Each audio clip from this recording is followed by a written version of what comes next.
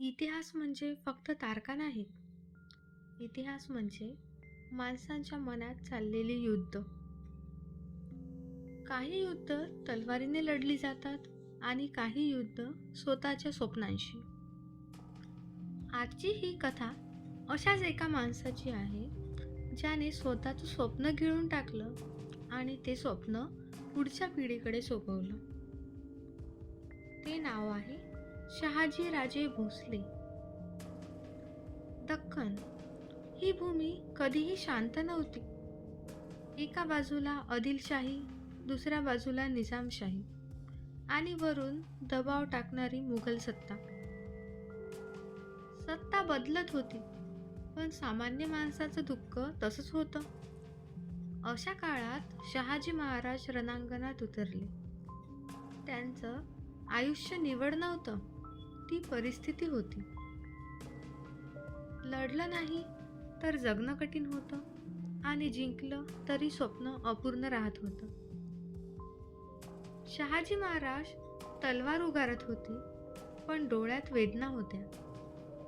ते जिथे गेले तिथे विजय मिळवला, पण त्या विजयावर त्यांचा हक्क नव्हता, कारण ते लढत होते दुसऱ्यांच्या झेंड्याखाली. इतिहास त्यांना संधी साधू म्हणतो, पण कोणीच विचारत नाही पर्याय काय होता. स्वराज्याचं स्वप्न त्या काळात बंड मानलं जायचं आणि बंडाची शिक्षा फक्त एकच होती, ती म्हणजे मृत्यू. जिजाऊ तलवार हातात घेत नव्हत्या, पण त्यांचं मन युद्ध करत होतं. त्या विचारायच्या, आपण किती दिवस परक्यांसाठी लढायचं. शहाजी महाराज शांत राहायचे, कारण त्यांना वास्तव माहिती होतं. जिजाऊ स्वप्न पाहत होत्या, शहाजी परिणाम पाहत होते आणि या दोघांच्या मध्ये वाढत होता शिवबा. शहाजी महाराज शिवबाला जवळ ठेवू शकले नाहीत, पण त्यांनी त्याला मुक्त विचार दिला.